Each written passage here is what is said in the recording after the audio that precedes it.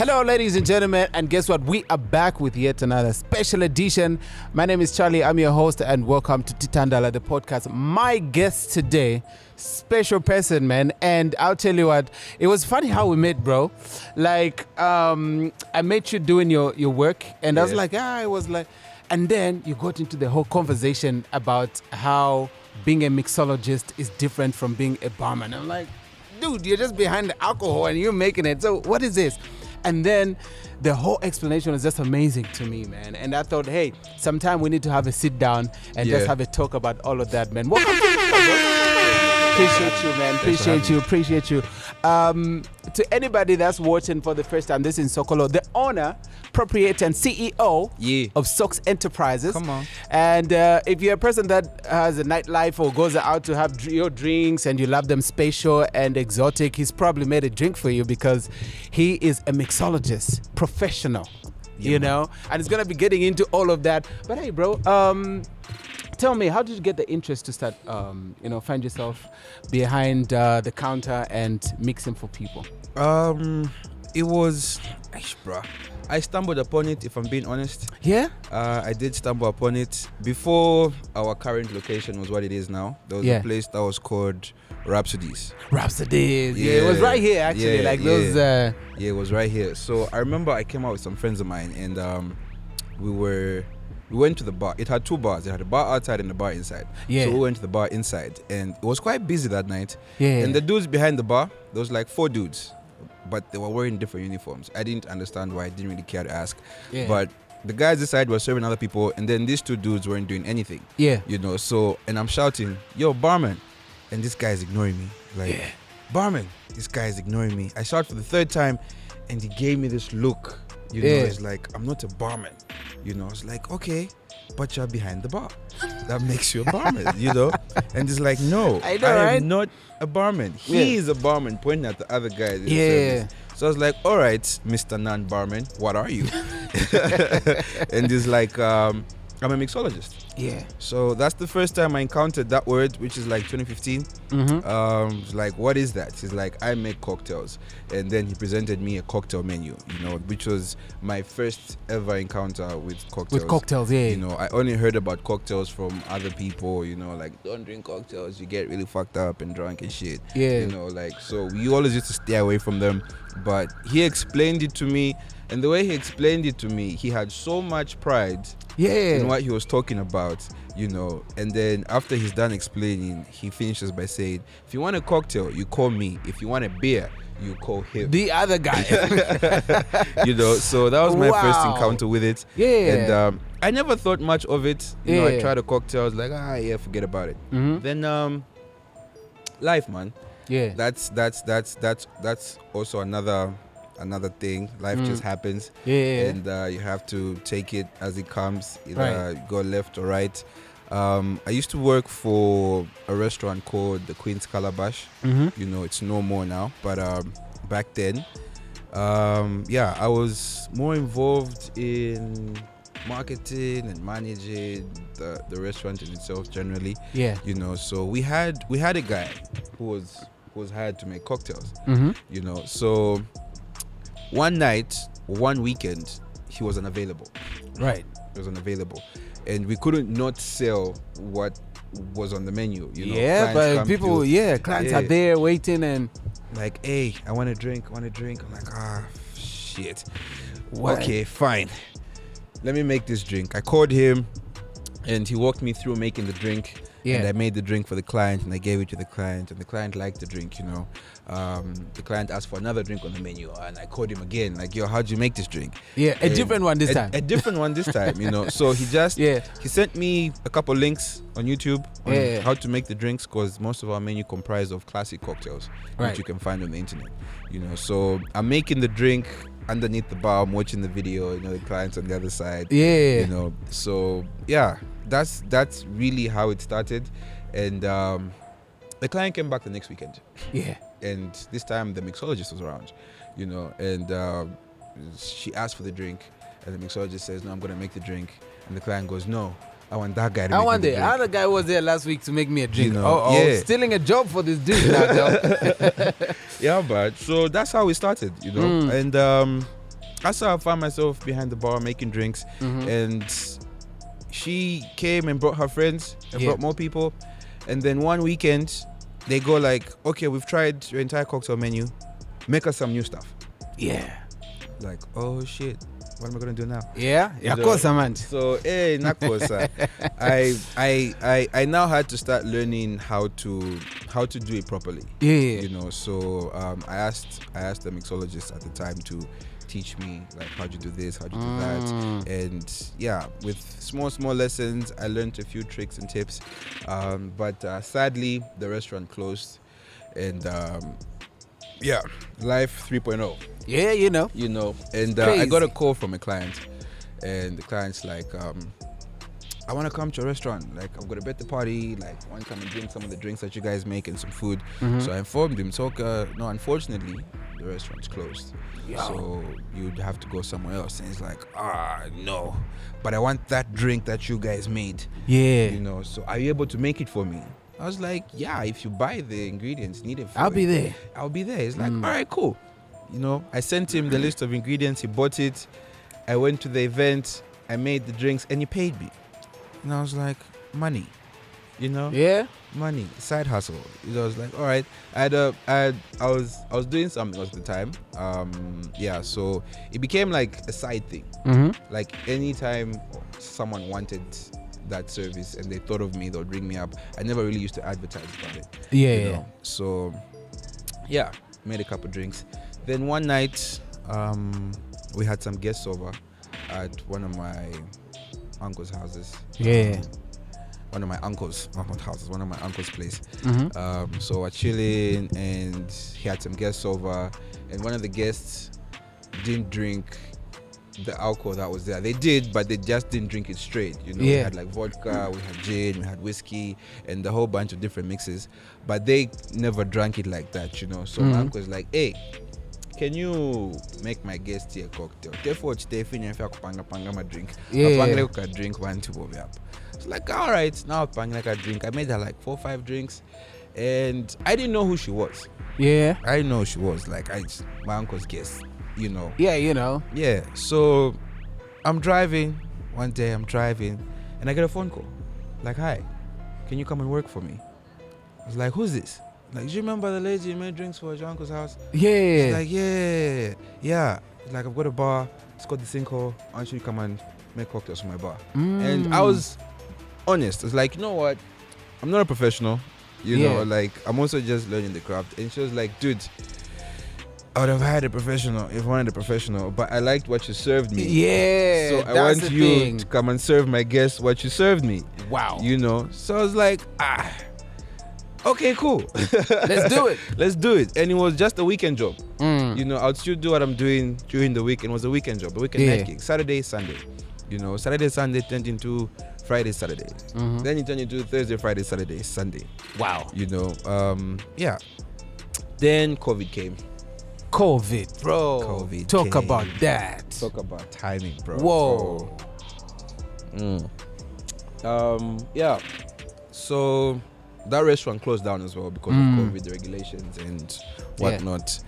And life 4.0. I tell you. Life 4.0. And it's like, what am I going to do to sustain myself in this environment that doesn't allow crowd of people? Because everything I was doing at the time required a certain number of people in one place. Hey, COVID showed us flames, bro. Badly. So I started trying to find places that I can go work for. Like, okay, let me go try work for a restaurant, let me go try work for a bar, And obviously at the time people had let go of their staff and they weren't doing a lot of hiring. So then I would still get phone calls from the clients who would come to the Sinkhole. To say, hey, when are you guys opening? Like, oh no, we miss your drinks. Want to have your drinks again? Like, would you come and do a birthday party? Wow. So I was like, all right, cool. Then after that party, a friend of mine told me, like, dude, people are calling you. They're not calling the entity that you're working for. So your service is more important than where you're working. Wow. So just had light bulb. Light bulb. Amazing stuff. And that's how we got into it. You know, it's just like, all right, fine, I'm gonna work for myself. I'm gonna try and do this. Let's see what happens. You know, amazing stuff. And bro, talk about trying out something that you're getting into for the first time and managing. Now it becomes a business for you. From being an employee, now you have to start running a business. Yes. Talk to me about some of the biggest challenges that you had to learn along the way in starting your own enterprise. Yeesh. Do we have that much time? we got all day. There's a lot of challenges there's a lot of challenges that arise when you're growing. Yeah. Partly because what your idea is in the beginning, okay? You have this picture. When you start working on that picture, the frame gets bigger. Yeah. The frame gets bigger. You know, so the more you start filling in this new frame, the frame gets bigger. And you have to fill it in. So now the biggest problem is obviously the biggest problem of any entrepreneur, capital.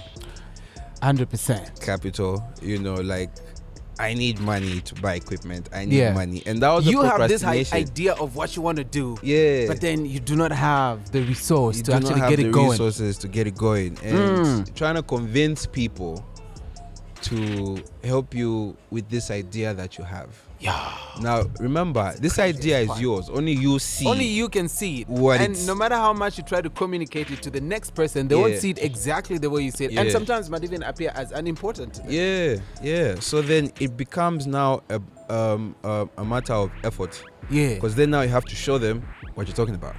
Right. You know, like, so you need someone who's going to give you a chance to show this person who you're trying to bring on board, say, yo, look, this person gave me a chance, and this is what I've done with them, but I need this to do this and all that other stuff, you know.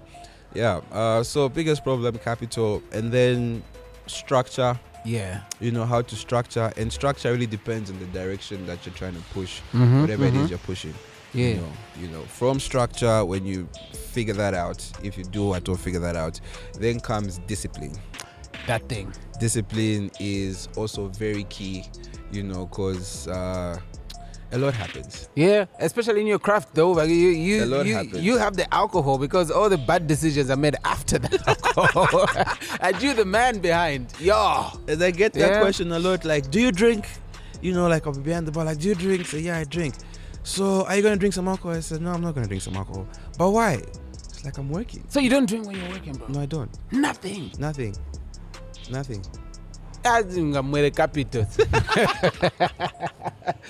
Wow. It takes a tremendous amount of discipline, bro. It really does. And that in itself should build you in whatever field that you're in. Exactly. You know, in trying to discipline yourself financially, in trying to discipline yourself mentally as well. It's not just about money, it's about mental discipline. Absolutely. It's about emotional discipline as well. Because you get clients who are very difficult for no reason, bruh. This person just wants to give you a hard time because they're paying you money, you know, and they feel like they own you. So you can't flare out because someone's acting the same type of way, like, I've got, you know, you can't do that. Like, you have to hold your ground. You have to know how to handle certain clients. You know, and I'm also thankful for my background in sales and marketing. You know, so that also helped keep me grounded when it came to handling certain clients. So discipline is also very key. And then drive. You know, the determination. Like, how far are you willing to go with this? Yes, because things can get so hard that you just want to give up. That you don't want to wake up in the morning. You know, bro, you talk just about want to fuck it. I'm gonna go do something else.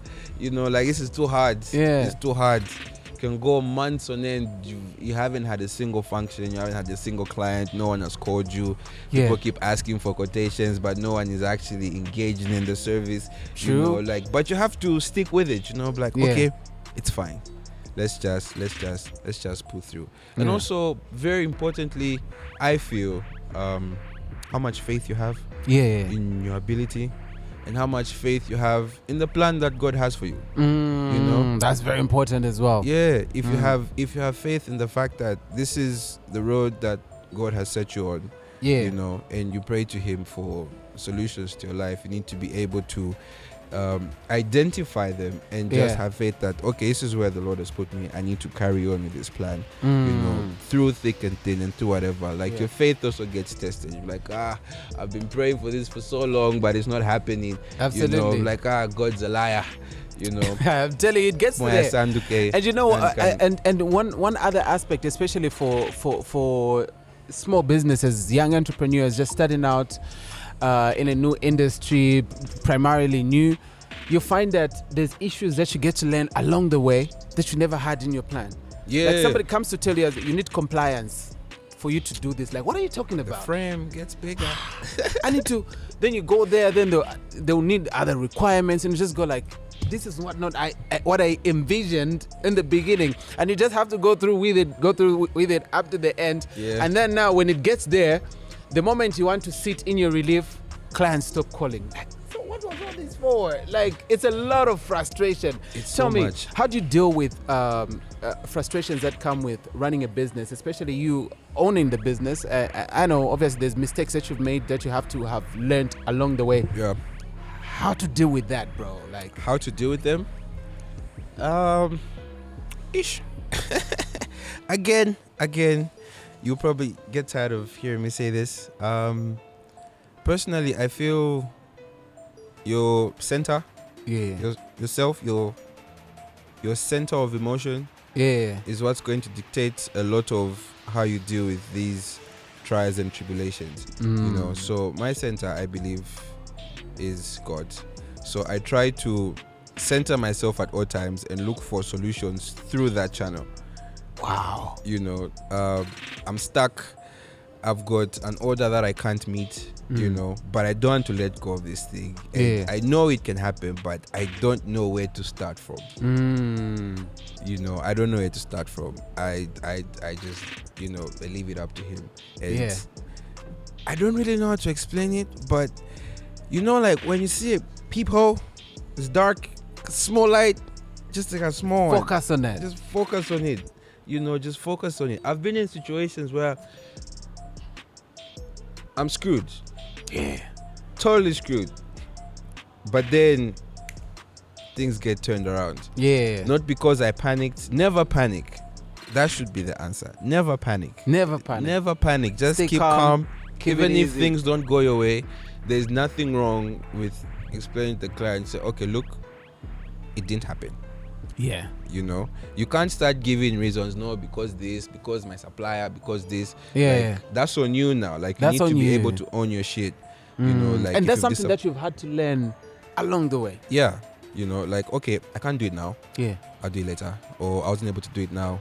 You know, like, these are the problems that I faced. You know, and it requires a lot of patience. Right. And a lot of self-motivation as well. You know, so you just have to be centered, bro. Like, that's the best way. That's the best advice I can give anybody. You know, like, be centered.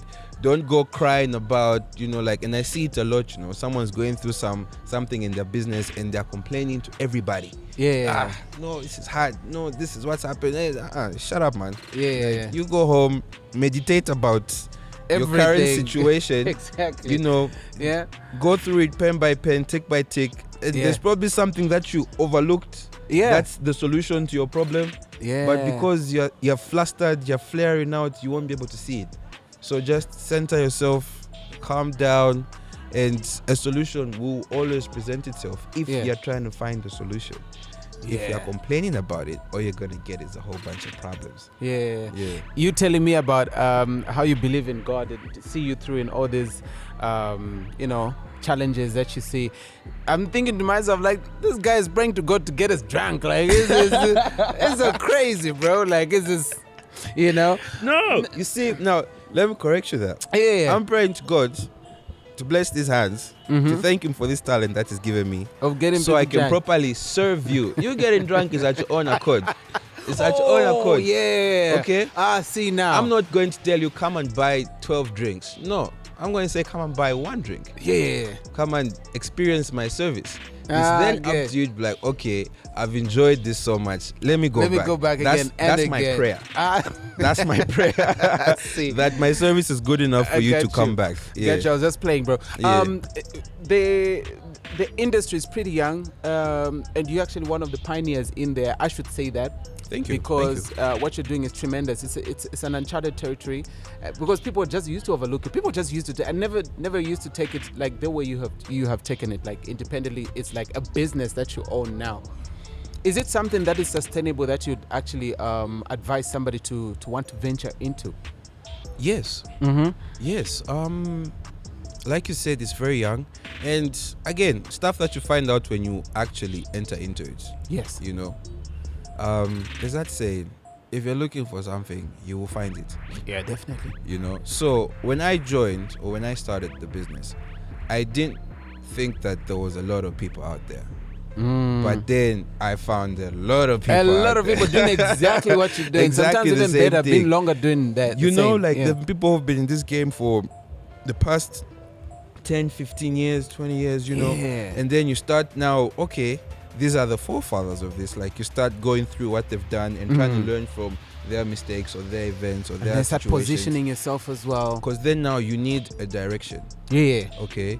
That's either away from what they're doing, trying to make your own path, or in the line of what they're doing. Yeah. You know, so it's now up to what you're trying to do with what you got.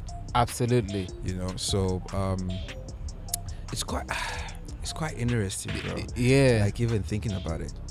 Yeah, man. So when you I got lost in thought. No, I was talking about is it a business that you would recommend somebody if they have the interest to get into?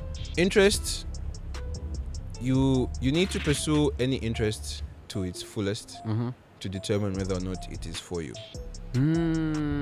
Bars, dog. Bars. Yeah. Like, if you're interested in something, please jump on it. Yeah. Go for it. Don't let anybody tell you what, you know. Your own interest should come and tell you, okay, no, this, no. Yeah. You know, but for the business wise, there's a lot of market for it. We're very, very, very young market in Zambia. Yeah. You know, what I've been trying to do myself is to change the misconception of what we understand cocktails to be. Yeah. You know, so with that, my interest is more of education as opposed to getting people drunk. You know, so because what we know, if you want to get fucked up, is just get a cocktail. Just get a cocktail. And the thing that upsets me the most is a proper cocktail. There's 3 different types of cocktails. Yeah. There's very strong cocktails, there's very mild cocktails, and there's light cocktails. Okay. What we are accustomed to is strong cocktails. Yeah, we're drunk country, bro. What you expect? That's all we want. Like, we just get knocked out. And I want to remove this, because at the same time, it's a business for me. If you get drunk on 2 drinks, you're not coming back. You're going home. I see. Yeah. You know? So I like to make cocktails that chill friendly. I want you to enjoy your drink and enjoy your time and the conversation that you're having with the next person. So that is my aim and that is my focus of what I do. Yeah. So a lot of people come and complain to me, I can't taste the alcohol. Just because you can taste it doesn't mean it's not in there. Yeah. You know, come back and drink 5 more. You would definitely taste the alcohol. Right. You know, so as a business itself as well, it's recently in the past 3 years actually, it's actually picked up a lot of pace. Especially with the uprise of food markets. Yeah. You know, because most people don't drink beers as much when you're at an event like this. Exactly. You know, because a beer is more like a sit down kind of drink. It makes you full. But you want something that keeps you light on your feet. You can drink as you're walking by, you know, like just the light bars and you're walking, you know. So the industry has grown and there's a lot of potential for it to expand, you know. And from what I've been seeing and hearing, this country is about to be flipped on its head. Is it? You know, with everything that we think we know about cocktails. For real. For real, bro. And Soax Enterprise is at the heart of it. Y'all better stay tuned. 100%. Icon coming through. Yeah. You know what I'm saying? Yeah. Great stuff. As an industry, it is growing. As a profession, it is also growing and is being looked at very meticulously. Because if you notice, a lot of the demographic now, our age group, or the middle class citizens, a lot of them went to study abroad the past 5, 6, 7 years. Now they're back home. So that culture of what they learned, where they were living or staying, they want to experience it here. Yeah. You know, so we need to bring that, but also add a lot of Zambian feel to it. Ooh, you know, love like that. a lot of our own experience, a lot of our own flavors, you know. Yeah. Do away with these common things, you know. Like, I don't like it when people come and ask me for the most common drinks all the time. I want a Long Island, I want a strawberry daiquiri. Because this is what I we want a know. mojito. Like, I wouldn't It's even... not what we know, it's what you see, it's what you think you know. All right? People come to an establishment and what they want. No. Go to an establishment and ask them, okay? Yeah. What do you guys do? What are you specialized in? What is your service? I want to experience your service, your product. Yes. We come with the mindset of what we've experienced this side, and you want to bring it this side. No, very different organizations. Right. You know, so with that, that's where I mentioned to say education. More on education. There's Very various important. types of cocktails, there's various kinds of flavors. That is what we need to now engage in, the experience of drinking a cocktail. It's not just about getting drunk. Wow. You know, yeah. I'm getting a lot from you, bro. So talk to me. Like, if somebody approached you today and say, I know most people do it. Like, I've never walked up to a counter and asked for a specific cocktail. Usually, I always ask, like, what would you recommend? My How do you favorite deal with question, such questions, though? My favorite questions, because I associate a cocktail with emotion. I associate a drink with emotion. Just any drink is associated with emotion. Right. Why? Ask anybody, what do you drink when you want to have a good time? They'll tell you. What do you drink when you're feeling low? They'll tell you. Yeah. You know? So those are emotions more as they are physical attributes. Like, I'm feeling turned up tonight, let's take shots. Yeah. What are you looking for? Tequila, Jägermeister, you know, some vodka. You want to take shots because you're feeling hyped. Yeah. You know, so when someone comes to me and says, what would you offer me? My first question is, how are you feeling? Yeah. You know, how are you feeling today? All right, I'm feeling good. I'm feeling pumped. All right. Where are you going after this, number 2? Are you going back home, or is this a startup joint for you to go get turned up? You know, if it's a startup joint, we recommend something that's just going to give you a light buzz, you know, so that you can go to your next joint properly. Wow. Know? And then if you say, no, I'm here to end my night here, I'm trying to get turned up to the max. Right here. You know, then the next question is going to be, what's your base of choice? Some people don't drink vodka, they don't drink gin, they don't drink whiskey, they drink either or the other. Right. You know, so like, I'm a vodka person. Yeah, myself. vodka Like, person. I love vodka so and yeah, gin. we then now experiment with your palate. Yeah. If you have a favorite drink, yes or no. You know, it seems like a lot of questions to ask, but it actually goes down in the space of 1 minute. Yeah. This entire all conversation of that you get from somebody, and then from you know. 1 minute. Sometimes even the energy that they come with, you know, like you're able to pick it up and say, okay, this person's feeling like this, Yeah. so let me offer them this. You know, experimental people, my favorite kind of person. For real. I love those people so much. Just like, give me something that I've never had before, and Yeah. then that gets my creative juices flowing. You know, like, all right, let me impress this person. Let Right. me bring my A game. You know, that's honestly what I live for. A client's review of my product. Yes. Did you enjoy it? How did you feel when you drank this drink? I want to attach the memory of me and my product to you. Yeah. So every time I want to have a good time, I need to find Soax. Yeah. You know, every Yeah. time I'm feeling low, I need to find Soax. Because he will make me something that's gonna lift up my spirits, or you know, something that's gonna, you know, base with me, that kind of stuff. But yeah. Yeah. You made me test a cocktail at an event where I found you doing a thing that I've never tested in my life before. Bro, that was, up to now, I still have the test in me, and I don't think I've ever tested something like that. That gets to speak a lot about your craft and just how much work you put in. You are promoting Iconic Gin. Tell us a bit more about that, and you are behind all the marketing and stuff. Tell us a bit more about that. So Iconic African Gin is the drink that I made you taste. Okay. Yeah. It's a proudly Zambian product. Okay. Yeah. This is a proudly Zambian product. It's made right here in Zambia. It's made in Chisamba by a Swiss Zambian. Yeah. So this is Zambian. It's Zambian, bro. Wow. It's not like your Gordon's gin. It's not a dry gin. It's a craft gin. You know? It's got 17 botanicals in it. 12 that are indigenous to Zambia. Wow. The logo itself was created by an artist, a Zambian artist, a young Zambian artist. What's her name? Sam Tembo, from Chena Art Gallery. So even the let me just put it out right here. If you see the trees here, the trees represent where the botanicals come from. Wow. Right? The colors, the red, the green, the black, the orange, our Zambian colors. If you see the actual art piece itself, it's got a lot more depth in it. The eyes on the logo, one eye is painted the Zambian colors, the other eye is painted red and white for the Swiss colors. Her necklace here is what's this fruit? Mpundu.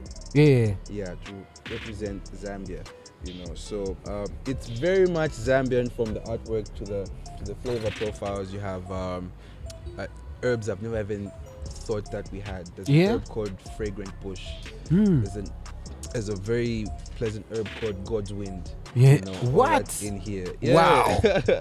There's some cinnamon. There's some orange, grapefruit, lemon tree leaves. What others? There's what's that fruit? Baobab as well. So there's a lot of fruits as well as some that are imported, like from China. We've got some cardamom from China, but very importantly, we've got juniper berries. That you have to have in a gin product. So we've been trying to introduce this into the market as a sipper-friendly drink. It's not a buy and drink the whole bottle and get drunk. No. If we were allowed to, we'll probably pop this bottle open and have a conversation. But when you come and taste the drink, you can taste it in 4 stages. Okay, we did 3. We did the simple tasting, and then we did an infused tasting, and then we did a cocktail tasting. But the one that we didn't do is we didn't do a dry tasting. Okay, because I didn't have something at the time, but we can definitely organize that next time. Amazing stuff. So where can people get iconic African gin? You can contact me at Soax Enterprise on Facebook or Instagram or Twitter, or you can go to the wine shop. You can go to Vivom. You can go to Giovinco as well. But buy from me, man. Come on. Absolutely. Just come buy from me, bro. Definitely. If you're having an event and you want to have a professional mixologist doing all your cocktails, exotic drinks that you wanted to impress your guests, Soax Enterprises is person to find. As I let you go, bro, how can people get in touch with you? How can they find you on socials for both business and just basically consultations? Like I said, Soax Enterprise, SOAX Enterprise. Get that right, SOAX. Enterprises. SOAX. You see a little logo with the cocktail on it. We're on Instagram, Twitter, and Facebook. Our number for WhatsApp communication or phone calls is also on those sites, but just for the viewers, write it down. 0765 194518. Absolutely. Man. Amazing stuff, bro. Please. Also, we have a couple of tasting events coming up. Oh, so yes, definitely. We have one next week Friday on the 17th, which is at Tri Lounge. And then we will be at the Keys Daniel concert on the 25th. On the 25th of June. And then on the 9th of July, we'll be helping a flavored water brand. Ooh, amazing flavor stuff. water brand coming, and we're making signature mocktails for that. That'll be at Gymkhana on the 9th of July. Wow. Keep me in the loop with those who definitely come do special edition of the podcast from there, bro. Definitely, bro. Definitely. Thank you so much for making time. Cheers, bro. my guy. Really appreciate it. All right, so don't forget to subscribe and like, share, and give us your reviews, man. Tell us who you want to see on the show, and we'll be more than glad to actually hear from you on all podcast platforms as well as YouTube, Facebook, and Instagram. It's Titandala the podcast. This has been Charlie. I'm out of here. Till next week. It's bye for now. Cheers.